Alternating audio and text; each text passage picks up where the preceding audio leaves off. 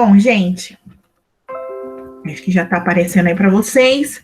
Ontem a gente começou a fazer a leitura desse texto, né, falando aí do sistema bipolar, né, e dessa passagem de deixar de ser bipolar para ser multipolar. Falamos dos 4 atores, né, os polos, os blocos, a ONU e os países não alinhados. E a gente terminou falando, né, que a gente começa a ver o fim da multipolaridade chegando quando a força militar ela deixa de ser importante e passa a dar lugar a outros aspectos nas relações entre os países, como os elementos econômicos, os tecnológicos e os político-diplomáticos. Ô, professora, que parte é? 208. Obrigada. E aí, gente, a gente terminou falando ontem, né? Eu perguntei para vocês se vocês sabiam o que era diplomacia. A gente terminou falando, né, desse aspecto que diplomacia é a capacidade aí que os países têm de conversar entre si, de resolver os seus problemas a partir do diálogo, né?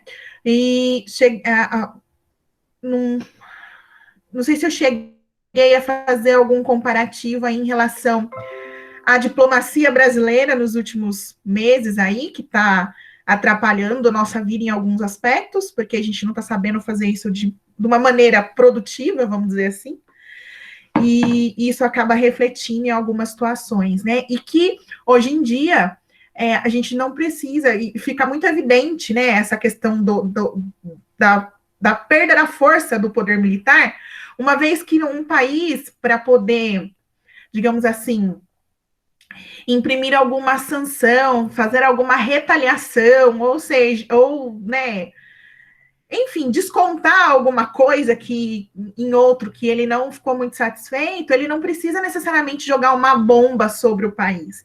Ele pode tomar decisões econômicas que já vão comprometer o meio de vida daquele lugar. E aí eu acho que eu não sei se deu tempo ontem de eu explicar para vocês o rolê da China, né? A China, como a gente, né, o Brasil andou fazendo manifestações aí que acabaram incomodando a China e o governo chinês, como é que eles estão devolvendo aí essas falas? Impedindo que a matéria-prima da vacina chegue ao Brasil. Então, precisou a China pôr o exército dela contra o Brasil? Não. Bastou uma canetada do governo chinês para falar, ó, não é para mandar para o Brasil a matéria-prima. E a gente está vendo o caos que isso gera aqui no país. Então, é nesse sentido, né? A gente está vivendo, né, exemplos muito claros de que isso mudou, de que essa relação está diferente. Então, muito mais importa outros tipos de poderes do que a própria questão da força militar, do poder militar que cada país tem. Tudo bem, gente? A gente fez né, um relembrar e viver do fim da aula de ontem. Até aqui, alguma dúvida? Não. Então, beleza. Então, vamos continuar aqui no texto, né? Ele fala para a gente, essa alteração conduziu à passagem de uma fase de confrontação, né, que é a ideia de um contra o outro, a fase de negociação nas relações entre as principais potências mundiais. E não só entre as principais potências, né? A gente vê que depois esses desdobramentos se dão na relação com todos os países. Assim, no início do século XXI, vivemos um sistema internacional multipolar, composto por multiblocos econômicos, com diversos centros políticos, mais ou menos autônomos, e com destaque para os Estados Unidos, a Rússia, a União Europeia, a China e o Japão. E aí é interessante a gente fazer uma ressalva aqui, apesar que o texto traz, né, que é composto por multiblocos econômicos, porque ele traz aqui 4 países e traz a União Europeia. A gente tem que ficar, né, claro, sempre ter com clareza, né, aí na nossa cabeça, que a União Europeia são 27 países juntos, né, que estão tentando ali caminhar de maneira semelhante. Mas enquanto um bloco, enquanto um grupo de países que está tentando caminhar todos para a mesma direção, eles acabam tendo uma força equivalente a uma das outras potências mundiais. Tudo bem? Alguma Sim? dúvida? Não. Sim, Ok. Então, gente, é isso. Deixou lá de ser bipolar, Estados Unidos, União Soviética, e passa a ser multipolar, com a presença aí de diversos países que têm essa sua significância, essa sua relevância, e pensando na perspectiva da União Europeia também, né? De um conjunto de países que acaba tendo esse mesmo poder, tá? Com isso, gente, eu vou pedir para que vocês, né? Não agora, isso vai ficar como atividade para vocês fazerem, né? Atividade de aula hoje. Essas 4 questões: a A, a B, a C e a D. A E, vocês não precisam fazer. Por quê? Se vocês forem ler a letra E, ela está falando sobre a Organização das Nações Unidas, né? Sobre pesquisar a respeito da ONU. Como vocês já estão fazendo o trabalho da ONU, não tem sentido vocês fazerem outra pesquisa para escrever aqui e colocar no caderno. Então, a E não precisa entregar. Vocês só vão fazer a A, a B, a C e a D. E, né, vocês vão utilizar esse texto que a gente leu, né, na aula de ontem e terminou agora, mais as explicações. Tudo bem? Então, anotem aí. Quando eu terminar a aula aqui, eu vou colocar lá no Google Sala de Aula um espaço para vocês entregarem só essas questões, essas 4 questões. As outras tá? também, professora. Eu não coloquei, né, para vocês entregarem as primeiras. Não. Então, eu vou colocar, tá bom? Me perdoem. Eu vou até anotar aqui que falta das 2 para vocês. Não sei.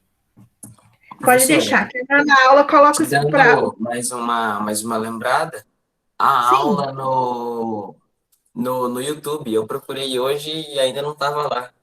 Tá. É que ontem eu subi umas da semana passada e não deu tempo de eu subir todas. O importante é progredir. Não, mas tá indo. Eu acredito que hoje eu consiga terminar de colocar todas, tá, Fernando? Mas realmente ontem acabou não dando tempo, tá? Mas fica lá de olho que sobe ainda hoje, até o fim do dia sobe. Vamos lá. Então, gente, com isso, a gente encerra essa nossa pequena conversa a respeito da Guerra Fria e do mundo multipolar. E passaremos a falar da China e da Índia, né? Assim como a gente fez da Europa, a gente vai tratar também de outros países, falar aí a respeito, né, das estruturas econômicas, populacionais, vamos falar de alguns aspectos naturais, algumas questões relacionadas à cultura. Então, a gente vai tratar de alguns países nas próximas aulas. E a gente vai começar falando da China, tá? O capítulo traz China e Índia, porque a gente vai perceber que tem algumas similaridades entre os países, mas no primeiro momento a gente vai discutir mais a China, tá bom? E aí a gente tem que ter clareza também do porquê que a gente precisa estudar China nos dias de hoje. Acho que está mais do que evidente, né, o quão importante a China se tornou nesse contexto de nova ordem mundial, de mundo globalizado, uma vez que quase tudo que a gente pega na mão, você dá uma olhadinha na etiqueta, está escrito lá, Made in China.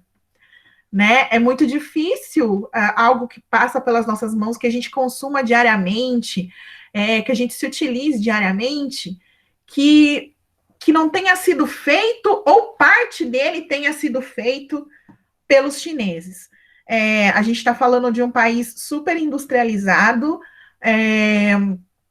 super eficiente também, né, nessa produção industrial. Tanto é que, associada ao crescimento da indústria chinesa, a gente pode observar uma desestruturação de outras nações que eram industrializadas. A gente pode observar, por exemplo, o que aconteceu no Brasil. A gente aqui teve um período onde as indústrias, né, elas foram foram incentivadas, teve um crescimento industrial para a ideia, até mesmo da ideia da substituição das importações, né? Lá no início do século XX, industrialização para poder substituir a importação de produtos, que até então a gente não produzia e precisava consumir, então a gente comprava de quem tinha indústria.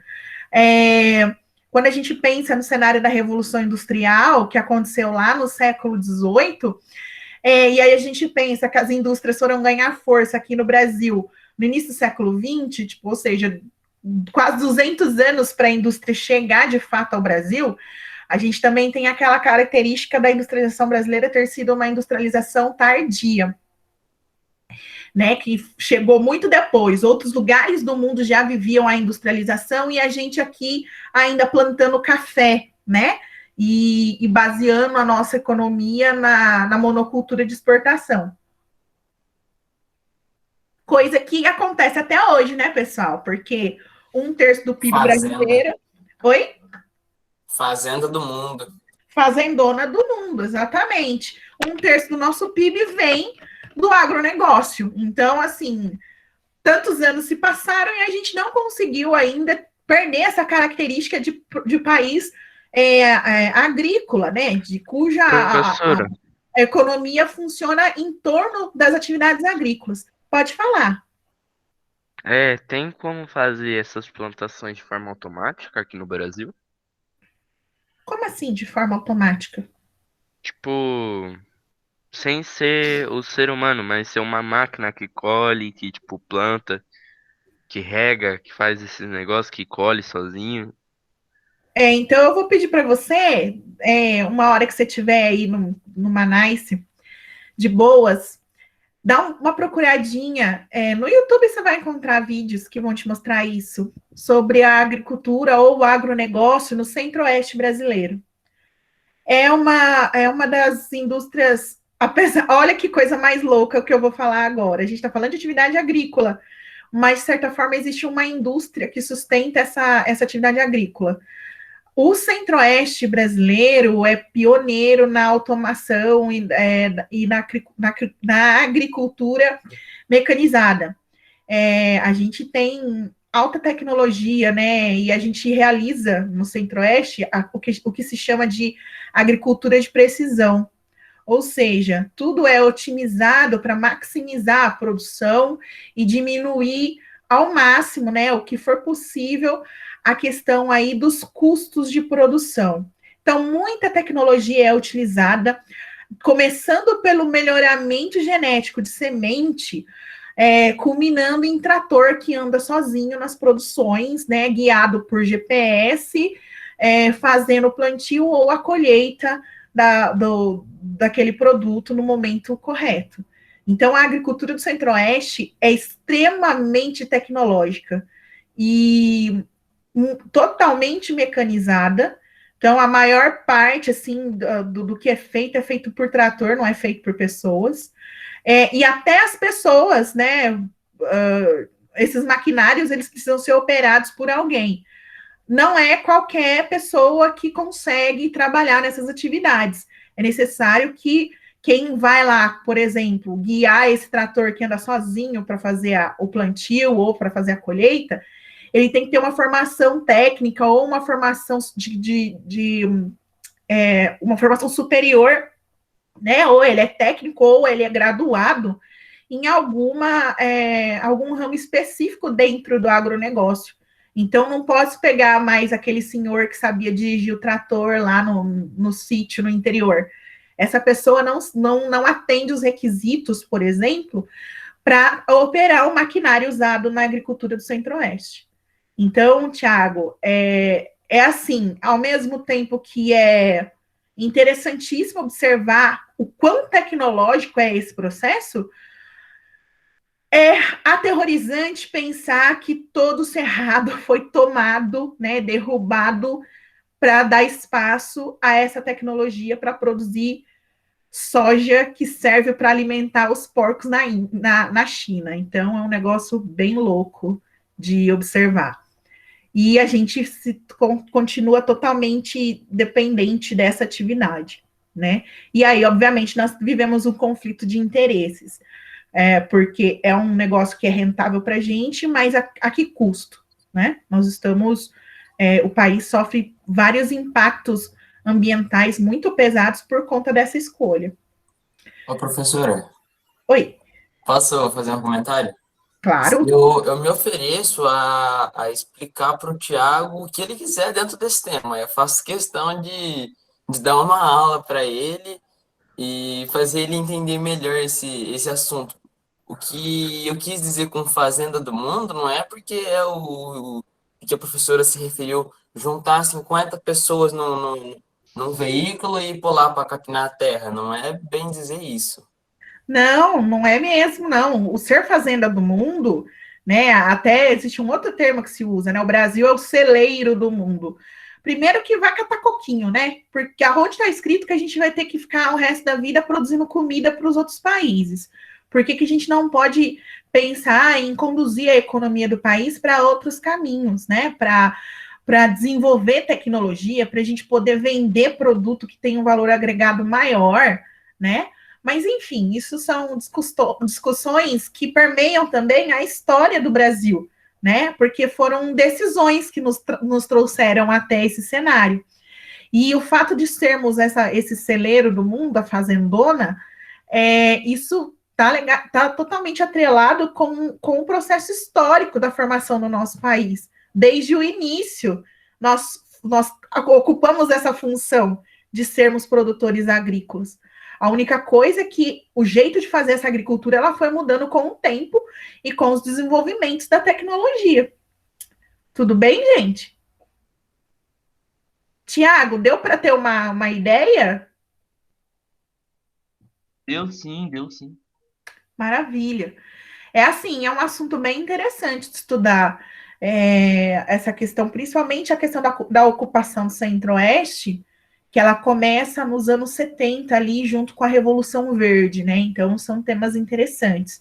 E assim, ao longo, Professora, a gente vai sempre, só um minutinho, a gente vai sempre tentar traçar alguns paralelos com o Brasil, porque a gente vai começar a falar de países que são parecidos em alguns aspectos. Olha, e vale lembrar, né? A China e a Índia são dois países aí que fazem parte do BRICS, né? Que é aquele acordo lá de cooperação entre os países. Pode falar. Sim. então eles fazem parte do tijolo. Não é Isso brincadeira. aí, do tijolo. É- Então, ô, professora, mas eu perdi uma parte porque deu uma travada.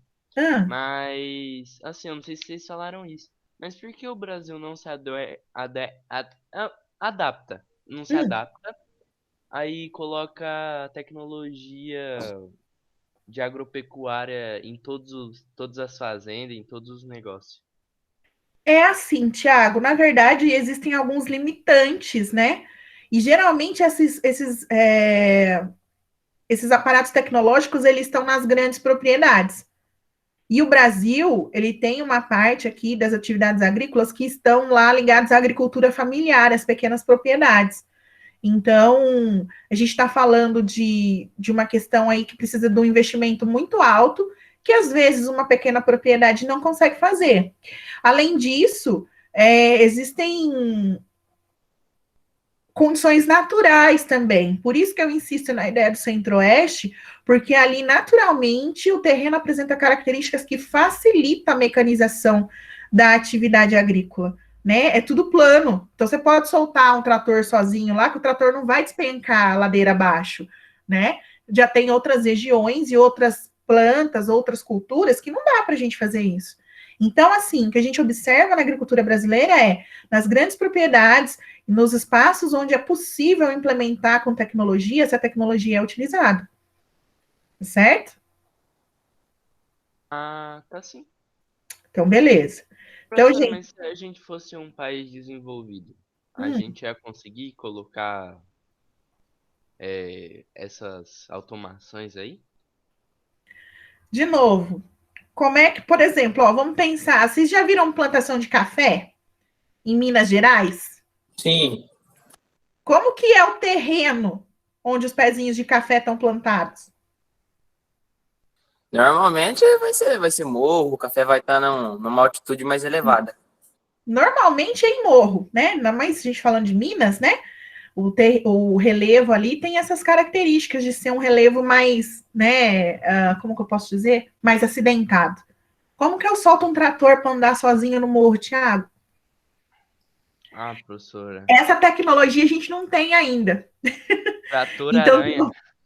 talvez alguém pense num trator aranha no futuro, mas hoje o que a gente tem disponível não dá.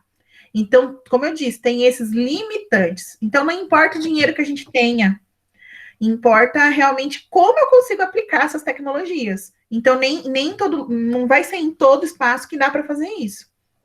Ah, Tá bom? entendi. Ah, entendeu? Beleza. Então, vamos lá, gente. Vamos começar a falar da China. Galera, acho que vocês já devem ter ouvido falar. Na verdade, eu vou até mudar a pergunta. Vocês já ouviram falar de dragão asiático e de tigre asiático? Não. Não, professora. Nem dragão, nem dos tigres? Não, É, mas É é interessante. é dragão de água? Dragão que... Alguma Não. coisa assim? Vamos O lá. tigre Ó. eu já ouvi. Dos O tigres tigre já chama ouviu. muita atenção. Legal.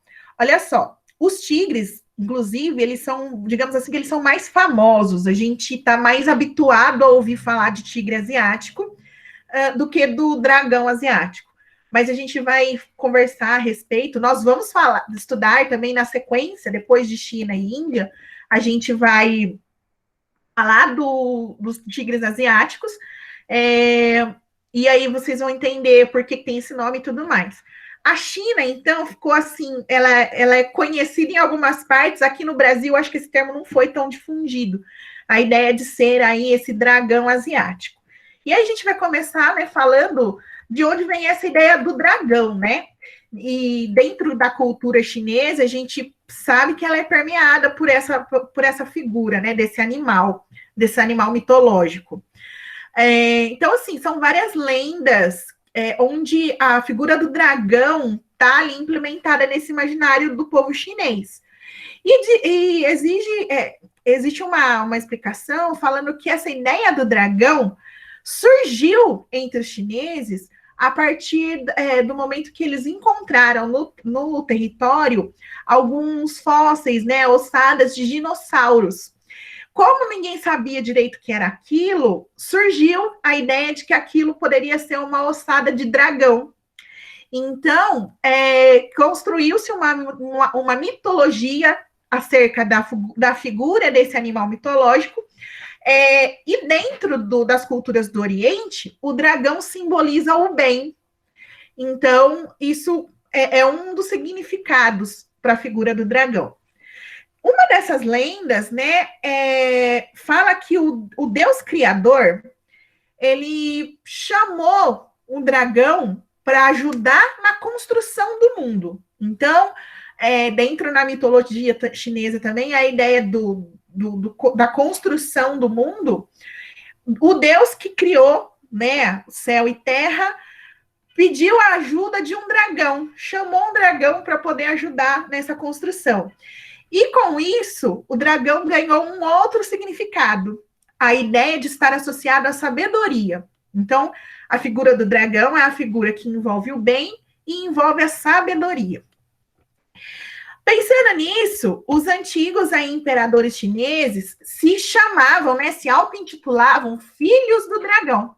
E até hoje, muitos chineses consideram essa ideia de existir uma descendência dessa figura mitológica que é o dragão. Então, vamos pegar e pensar, ó, imperadores se diziam filhos do dragão.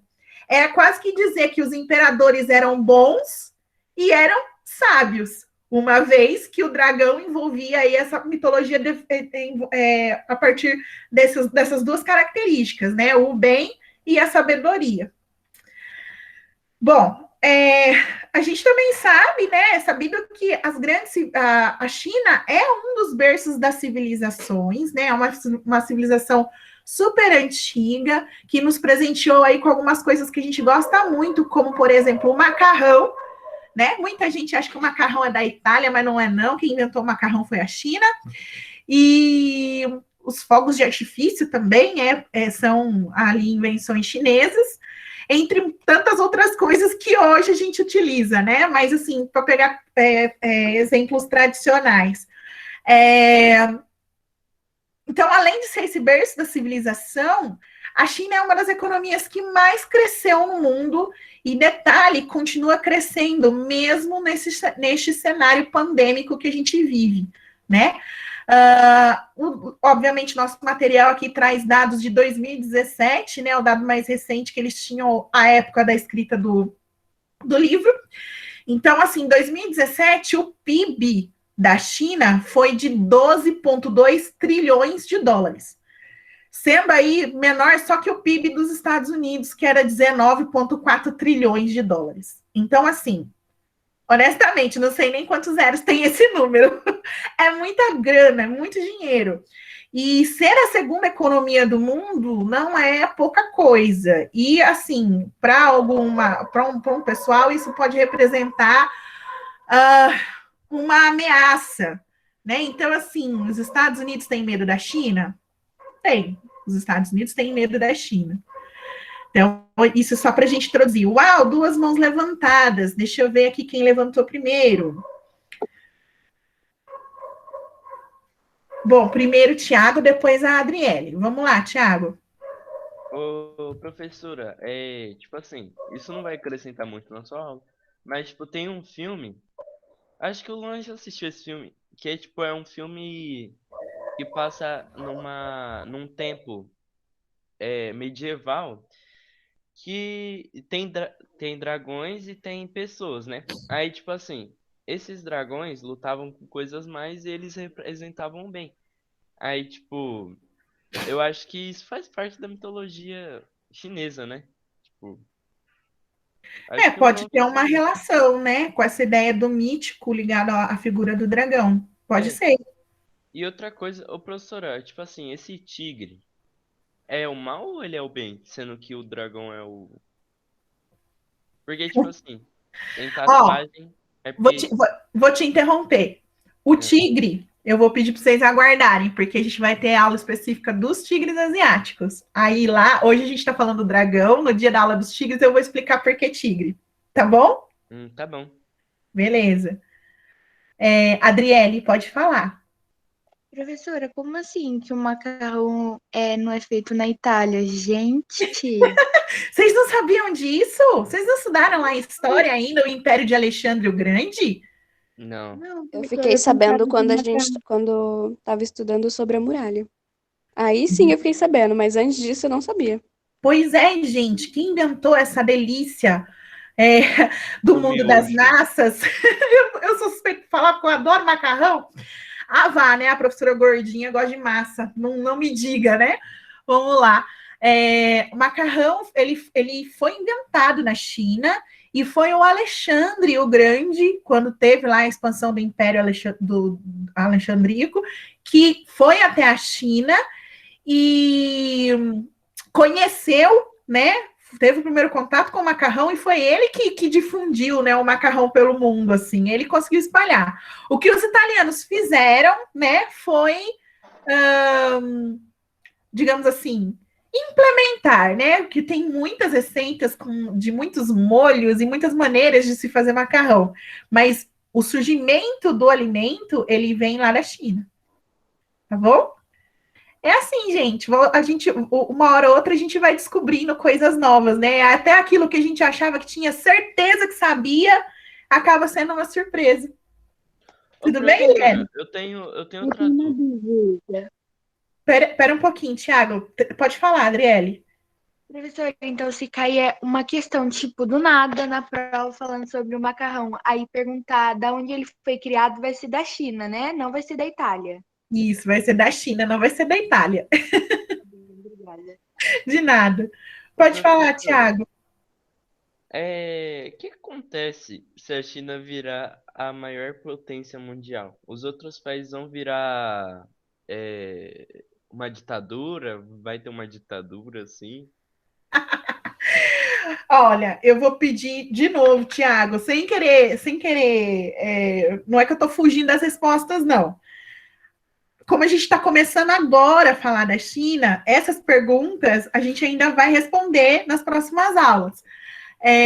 Mas assim, a gente também existe um imaginário também dentro de como a China funciona, que também é herança, né? De certa forma, é herança do período da Guerra Fria. Eu acho que o que é mais interessante da gente entender a China hoje, que às vezes buga a nossa cabeça, como pode um país dito socialista ser a segunda economia do mundo. Eu acho que isso é a coisa mais louca quando a gente vai estudar a China, né? De parar para pensar, pô, mas se eles adotaram um sistema econômico, né, que tem uma ideologia diferente da que prega o capitalismo, como eles podem ser a segunda economia do mundo? Eles se inseriram no mundo capitalista. Então é muito louco. Porque, tipo assim, eu fui ver algumas coisas sobre a China, e a China, tipo, tem muito escravo lá, tem muita coisa, e, tipo, eles não aderem muito à economia e eles não ganham muito dinheiro. E, tipo, se eles não ganham muito dinheiro, como eles podem, né? Tipo, Então, Tiago, eu prometo para você, nas próximas aulas essas coisas vão começar a ficar um pouco mais claras, tá bom? Gente, aqui é 9h38 já. A nossa aula voa, parece. Pode falar, Adriele. Professora, eu tenho uma superstição. Ai, não sei como fala. Superstição. Assim. superstição. Superstição. Isso. Que eu acho, professora, que é a China que criou o coronavírus e ela tá ganhando por cima com essa vacina. Ó, então assim, eu vou te dar uma dica. Caso você queira saber mais, é claro, Adriele. É só uma dica. Acho que todo mundo já ouviu falar do Átila Yamarino, né? Que ele é doutor aí em microbiologia. E o Átila, desde o início, ele tem feito vídeos, feito lives explicando, né, algumas coisas. E tem uma live do Átila, Adriele, que ele explica o porquê essa teoria, porque não é nem superstição, não, Adriele, eu vou até te corrigir nesse sentido. É uma teoria da conspiração, tá? Falar que esse vírus foi produzido, né, pelos chineses e solto no mundo. Quem está estudando o vírus desde o início já conseguiu identificar elementos na estrutura dele dizendo que provam que aquilo não foi feito por ser humano, que são estruturas que vêm da evolução natural, né, do processo evolutivo dos seres. No caso, é difícil falar que o vírus não é um ser vivo, né? Mas grosseiramente aqui vamos falar, um processo evolutivo natural. Então, muitos acreditam que saltou realmente de um outro hospedeiro, então, de um outro bicho que tinha esse vírus, para o ser humano. Mas, de novo, eu aconselho que você procure, né, biólogos, como o Átila Yamarino, tem a doutora Natália Pasternak, tem muita gente que está explicando, tentando deixar isso claro para a gente que não é entendido na área, que isso não passa de mais uma grande fake news, vamos dizer assim, né? Para ficar mais fácil para a gente entender aqui. Então, se você quiser saber a respeito, tem um outro canal também que ajuda a gente a saber sobre isso, que é o Meteoro. Não sei se vocês conhecem, é o Meteoro Brasil, tá bom? Então, fica aí a dica, Adriele. Outra coisa, professora, outra coisa. Gente, é 41 já. Ó, é rapidão. Tem uma notícia. Eu não fiz chamada ainda, né, Eduardo? Desculpa, Thiago. Ó, Thiago, a gente pode fazer assim? Deixa eu fazer chamada e você fica aqui para perguntar para mim? Pode ser? Não, pode ser. Então, peraí, eu vou interromper a gravação. Assim, quem precisa, né, quem já quiser sair, pode sair, não tem problema.